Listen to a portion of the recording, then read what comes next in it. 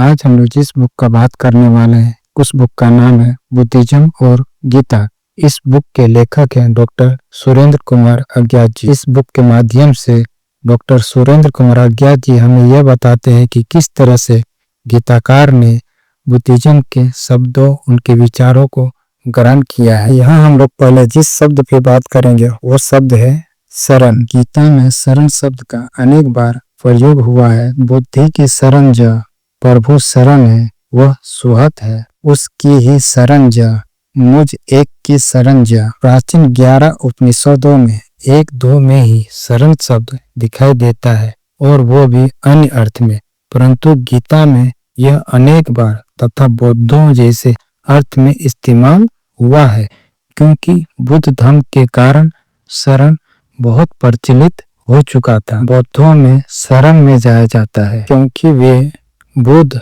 धर्म और संघ की शरण में जाते हैं, परंतु यदि प्रथम पुरुष के साथ शरण शब्द का प्रयोग करेंगे तो कहेंगे कि मेरी शरण आ, ना कि जा। गीताकार ने क्योंकि बौद्धों के मुंह से सदा शरण जाना ही सुना था, अतः उसने अपने विवेक से काम ना लेते हुए प्रथम पुरुष के साथ भी जा का ही प्रयोग कर दिया है। वह यदि विवेक से काम लेता तो लिखता मुझ एक की शरण आ। शरण के साथ जा क्रिया का अंधाधुंध प्रयोग निर्विवाद रूप में यह सिद्ध करता है कि गीताकार ने शरण का संकल्प बौद्धों से ही ग्रहण किया था। यहाँ बौद्धों से ही शरण ग्रहण करके उसे उनके ही विरुद्ध इस्तेमाल किया गया प्रतीत होता है। फिर भी गीता यहाँ बौद्ध ऋण से उत्तीर्ण नहीं हो सकती है। अगला जो शब्द है वो है भावना। गीता के अध्याय 2 के श्लोक 66 में आता है यह शब्द। इसमें लेखक का कहना है कि गीताकार ने उन्होंने इसके उलूल जुलूल अर्थ किए हैं। सही अर्थ भावना का अर्थ बौद्ध शब्दावली में मैत्री, करुणा, मुदिता और उपेक्षा, ये 4 चीजें हैं। ये चारों भावनाएं ही एक साथ मिलकर ब्रह्म विहार भी कहलाती है। अगला जो शब्द है धम्म चक्र बनाम यज्ञ चक्र। बुद्ध ने धम्म चक्र का परिवर्तन किया था। इसी के प्रतीक को सम्राट अशोक के सारनाथ के उस स्तंभ पर देखा जा सकता है जिस पर 4 शेरों की मूर्तियां हैं। यही चक्र हमारे राष्ट्र ध्वज एवं राष्ट्र मोहर पर विराजमान है। गीताकार ने इसी बौद्ध धम्म चक्र को यज्ञ चक्र बनाकर गीता के 3 अध्याय में लिखा है कि जो इस यज्ञ चक्र का अनुवर्तन नहीं करता उसका जीवन पापमय है। गीता के अध्याय 5 के श्लोक 10 में कहा है कि जैसे जल में रहता हुआ कमल जल से अछूता रहता है, उसी तरह जो कर्म अर्थात दुष्कर्म करके ब्रह्मा को अर्पित कर देता है वो पाप से अछूता रहता है। यह जल में कमल की उपमा बुद्ध से पहले के किसी वेद, ब्राह्मण ग्रंथ, उपनिषद आदि में नहीं मिलता। यह बौद्ध साहित्य से ही गीताकार ने ग्रहण की है। अगला जो शब्द है वह है दीप की उपमा। गीता में कहा गया है कि जो योगी अपने आप को योग साधना में लगाए हुए है उसके लिए यह उपमा दी गई है कि उसका चित्त वायु रहित स्थान में जल रहे दीप की शिखा के समान अस्थिर होता है, जबकि वास्तविकता यह है कि यह स्मृतियों में कहीं नहीं है। इसके विपरीत यह बौद्ध साहित्य में अनेक स्थलों पर मिलता है और गीताकार ने इसे वहीं से ग्रहण किया है। अगला जो शब्द है वो है असित देवल। गीता में कहा गया है कि असित देवल ऋषि भी ऐसे ही कहते हैं, व्यास भी ऐसे ही कहते हैं और आप भी ऐसे ही कहते हो। यह असित देवल ऋषि का नाम 5वीं शताब्दी में रचित बौद्ध अटकथाओं में आता है। इनमें पहले के किसी ग्रंथ में यह नाम नहीं मिलता। देवल स्मृति नाम की एक स्मृति मिलती है जो 7वीं-8वीं सदी के भी बाद की मानी जाती है। बौद्ध अटकथाओं के असित देवल के नाम का गीता में मिलना इस तथ्य की ही पुष्टि करता है कि गीता 5वीं सदी के बाद की रचना है। अगला जो शब्द है वो है अश्वत्थ। गीता में कृष्ण जी अपने स्वरूप का वर्णन करते हुए कहते हैं कि मैं सब वृक्षों में अश्वत्थ हूँ। अश्वत्थ पीपल के पेड़ को कहा जाता है। सिद्धार्थ के पीपल वृक्ष के नीचे बोधि प्राप्त करने के बाद ही पीपल बोधि वृक्ष कहलाया। इससे पहले इस साधारण से वृक्ष को वो सम्मान कभी प्राप्त नहीं था। गीता के भगवान का अपने को पीपल का पेड़ कहना दो तथ्यों की ओर संकेत करता है। एक तो यह कि बोधि वृक्ष के रूप में सम्मानित पीपल को गीताकार ब्राह्मणवादी भगवान का रूप बताकर बौद्ध पपौती को हथियाने का प्रयास कर रहा है। दूसरे, यह तथ्य गीता को बुद्ध के बहुत बाद की रचना सिद्ध करता है। अगला जो शब्द है वो है श्रद्धा चरित्र बनाम सत्यगुणी। गीता में सतगुणी का वर्णन करते हुए कहा गया है कि 3 गुणों में से जो प्रकाश देने वाला निर्विकार सतगुण है वो सुख तथा ज्ञान की आसक्ति से बांधता है। यह बौद्ध ग्रंथों के श्रद्धा चरित्र का ही वर्णन है जिसे वे श्रद्धा चरित्र कहते हैं। गीता उसे सतगुण कहती है। दोष चरित्र बनाम रजोगुणी। गीता कहती है कि रजोगुण को रागात्मक ज्ञान, इसकी उत्पत्ति तृष्णा और आसक्ति से होती है। यह देही को कर्म की आसक्ति से बांधता है। इसे बौद्ध ग्रंथों में दोष चरित्र कहा है। राग और रज एक ही चीज है। रज धूल को भी कहते हैं, परंतु यहाँ दोष अथवा द्वेष को ही राग अथवा रज कहा गया है, क्योंकि धूल को रज नहीं कहते बल्कि राग को ही रज कहते हैं। मोह चरित्र बनाम तमोगुणी। गीता में कहा गया है कि तू तमोगुण को अज्ञान से उत्पन्न हुआ जान। यह सभी प्राणियों का मोह है।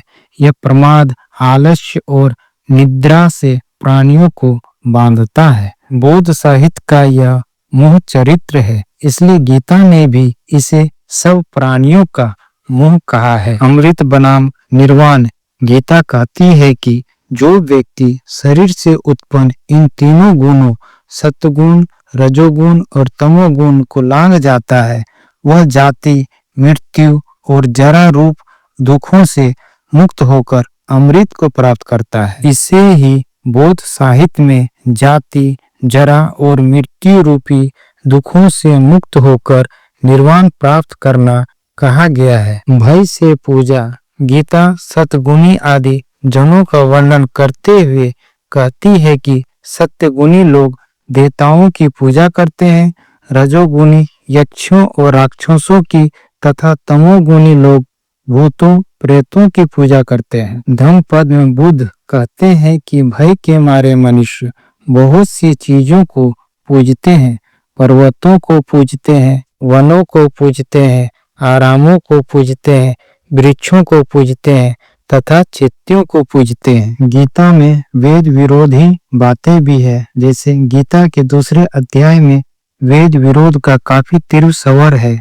श्लोक 42 से 44 में कहलाता है कि जो अविवेकी हैं, जो वेदों की बातों में खोए हुए हैं, जो स्वर्ग की इच्छा करते हैं, वे भोगों में आसक्त हैं और बड़ी लुभावनी बातें करते हैं, उनकी बुद्धि समाधि में प्रतिष्ठित नहीं होती। श्लोक 45 कहता है, वेद तो 3 गुणों के विषयों तक ही सीमित है, परंतु अर्जुन तू 3 गुणों की सीमा को पार करके वेदों से भी आगे जाकर त्रिगुणातीत हो जा। श्लोक 46 कहता है, जब चारों तरफ सब जगह पानी मिलता हो तब किसी तालाब का विशेष महत्व नहीं रह जाता।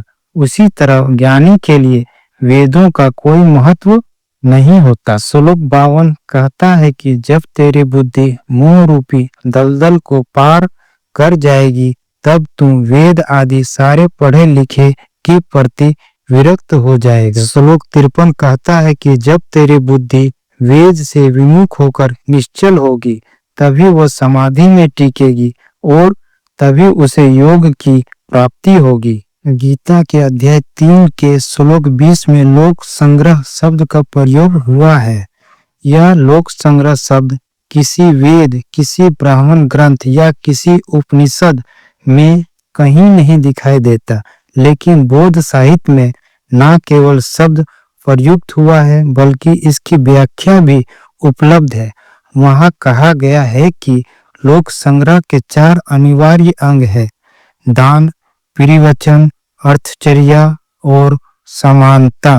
पुरुषोत्तम, गीता में अनेक स्थानों पर पुरुषोत्तम शब्द का प्रयोग हुआ है, जैसे 8वां अध्याय में, 10वां अध्याय में, 11वां अध्याय में और 15वां अध्याय में। 15वें अध्याय के 18वें श्लोक में इसका कारण भी बता दिया गया है।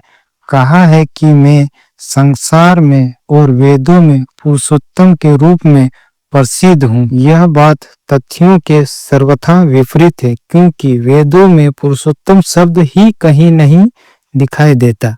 उनके बाद के उपनिषदों तक में पुरुषोत्तम शब्द नहीं है। फिर दुनिया में या वेद में उसे पुरुषोत्तम कैसे कहा जा सकता है? प्राचीन भारतीय साहित्य में ऐसा कोई साक्ष्य उपलब्ध नहीं है जो इस बात की पुष्टि करे कि बुद्ध से पहले कभी किसी को पुरुषोत्तम कहा गया हो। निर्वाण, गीता में निर्वाण शब्द का कई बार प्रयोग हुआ है। गीता ने मुख्यतः उपनिषदों से ही ये बातें ग्रहण की है, परंतु प्राचीन उपनिषदों में निर्वाण शब्द उस अर्थ में कहीं नहीं आता जिसमें गीता ने इसे प्रयुक्त किया है। इस अर्थ में ही नहीं, अन्य किसी अर्थ में भी यह शब्द प्रमुख एवं प्राचीन उपनिषदों में एक बार भी प्रयुक्त नहीं हुआ है। ब्रह्म निर्वाण शब्द भी उपनिषदों में कहीं उपलब्ध नहीं होता। फिर यह शब्द कहाँ से आया? यह भी बुद्ध धर्म से ग्रहण किया गया है। यदि यह शब्द वातावरण में आम ना होता तो गीताकार इसे कदापि ग्रहण न करता। वातावरण में यह शब्द बुद्ध धर्म के कारण फैला। बुद्ध के द्वारा ज्ञान प्राप्त करने को निर्वाण प्राप्त करना कहा जाता है। एडुक, जिस महाभारत में गीता संग्रहित है उसमें एडुक शब्द आता है। वन पर्व अध्याय 190 में विद्वानों का कहना है कि यह शब्द बौद्ध डागोबाओ स्तूपों का अर्थ देता है। इसका मतलब यह हुआ कि गीता को अपने में समाने वाला महाभारत जब बौद्धों के स्तूपों की सूचना देता है, तब गीता स्वयं बुद्ध धर्म के बाद की रचना है।